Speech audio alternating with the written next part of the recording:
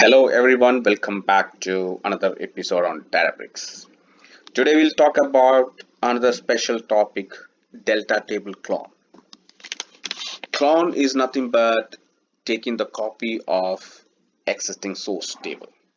I'll talk about the use cases later, and mostly we use cloning in the production system. There are two types of clones, shallow and deep. Shallow clone just take the reference of the data from the existing path. It means it will not create, it will not take the copy of the data, but only the metadata. The benefit is it will not take additional storage. But the problem is if we delete the source files, this table also will get corrupted. So mostly shallow clones use only for short-lived use cases. Whereas deep clone, it completely copy the data from the source system that includes metadata, actual data, partition, everything. So that will act as separate table. Even you can do any kind of DML operation in deep that will not reflect in the actual source table. So it is similar to CTAS, but very simpler, and you can avoid most of the activities, additional activities if you're using CTAS. So we'll go in depth of both shallow as well as deep, and also we can use the code to understand better. So one use case mainly for the shallow clone is, let's say we have a production system and the user find some issues in the table A and they open the ticket to fix that table A. But let's say in the production system we will be having data from multiple years. It may be from 3 to 4 years, and it will be very difficult to modify the data. There are two options. One, you can reload the entire data, history data. Sometime it may take time. The second option is what I'm going to tell you using the clone system.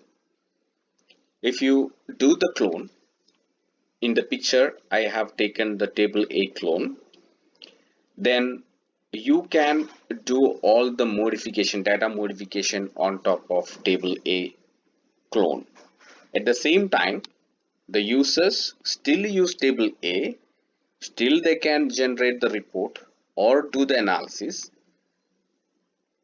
and we can apply the changes here in the table A clone, provide the result back to the user, and if the user is satisfied with the data available in table A, either you can use truncate table A, then load the data from table A clone, or you can use the merge activities that will merge all the changes back into the source system.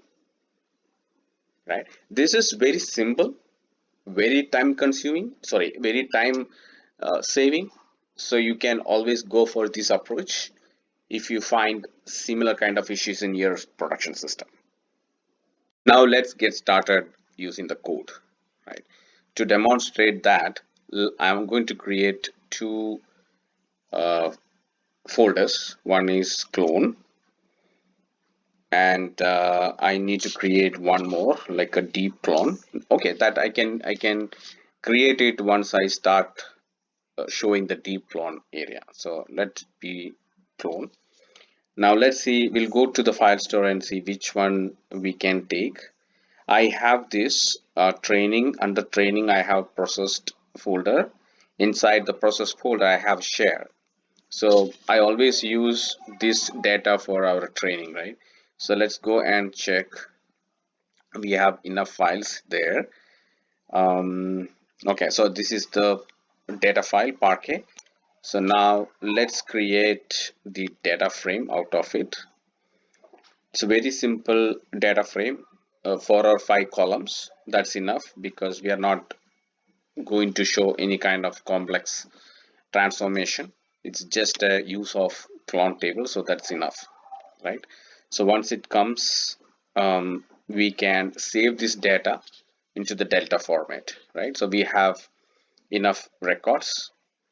Now let's save this one into the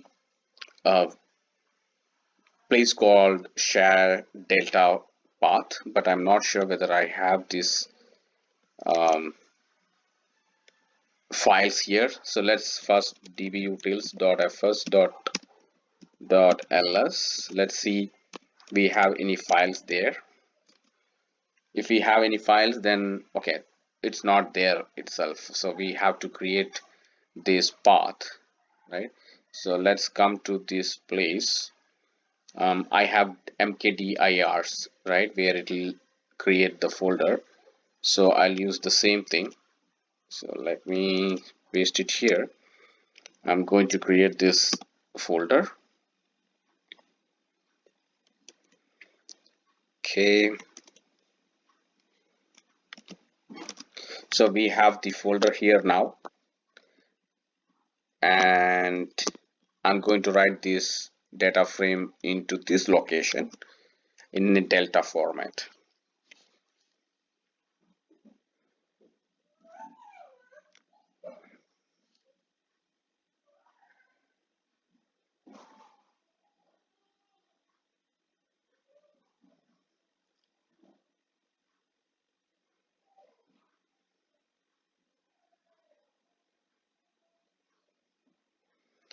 All right, so your delta table is ready. We have saved the data in a delta format in this path. Either you can create the table out of that path, or you just select start from delta tilde and this path.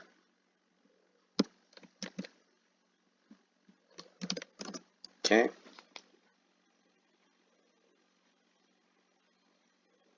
yep, so the data there in the path, so you can either use this method or you can create the table. So let me create the table, so that will give you more control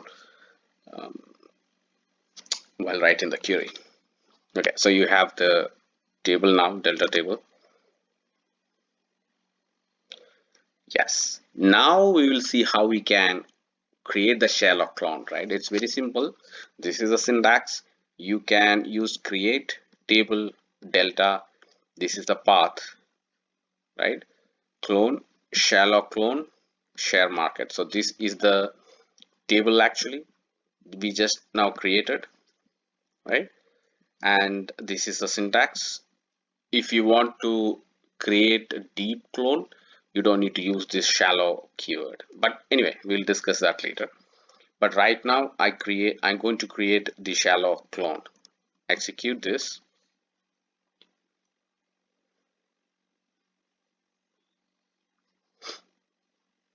So this is the syntax if you want to use shallow clone, want to create shallow clone in Python, and this is the Scala code. I'm going to publish this notebook so that you'll be able to get these codes later, right? Now, so the shallow table clone table is available. Now we'll go to this path where the shallow table creator, right? This is the place. Let's go and check how many files got generated there. There is no file, only one folder, delta log. So remember, shallow clone, it will not copy the file from the source system to the new path. Instead, it will refer the metadata. It will go back to the actual file and pull the data from there, right? That's why you're not able to see any data file here. So now go and check here what happened. So you can see JSON and CRC file. If you look at the JSON file, I just copied in the next cell. You can see that the path is referring back to the old path. This is the path where we created the delta table, right? So That's how it works. Now let's see the data there then. You have all the data, right? Now if you want to update certain data, like for example, let's update this one 215, or the close value, right? 215.93.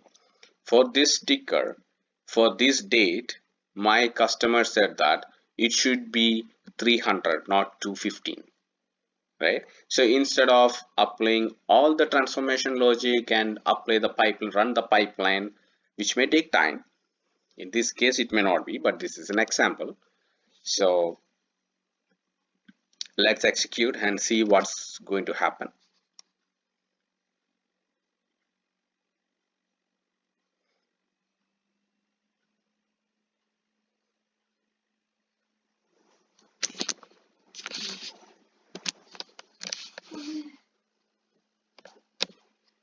All right, so your clone table got updated. Now let's see the result. Here it is 215, right? I don't want to touch that, so let's okay, before that, instead of this, I'll create another table using this keyword. I'm not going to create any, I'm not going to give the data type, column name, everything. It will pick all the column based on this path.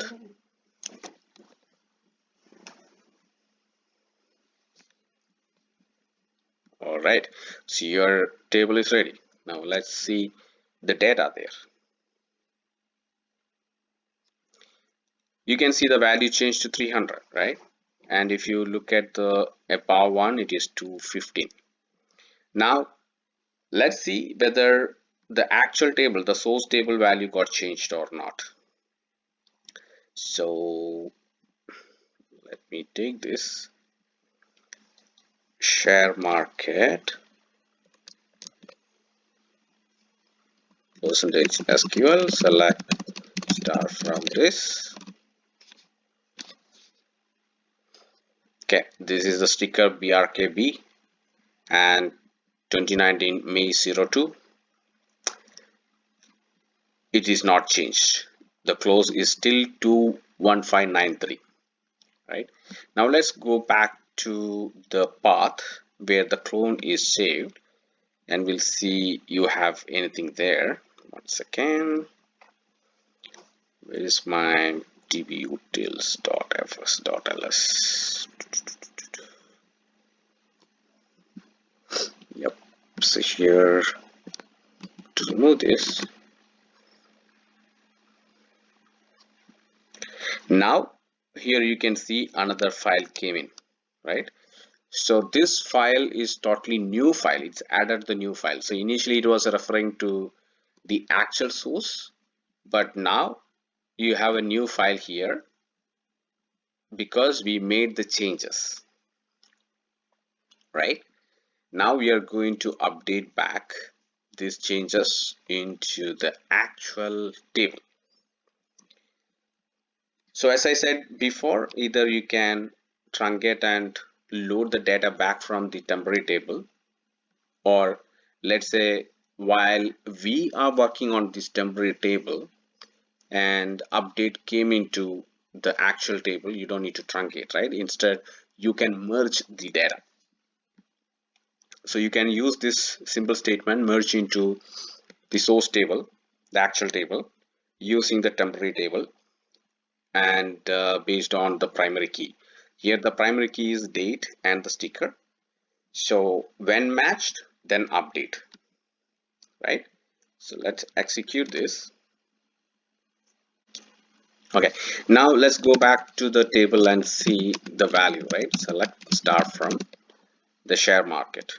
It should change to 300. Yep. So now you can see it is 300 here. The actual source is got changed. So that's all about shallow clone, right? I forgot to tell one more thing. So what would happen if I delete the files from the actual path? Once, as you told you before, the shallow clone table refer the source files, we have to check what will happen if the files be deleted from the source path, right? Let's go to the source path. What is the source path for the shallow clone table? It's a share market table, right? So share market table pull the data from which place? Where's the path?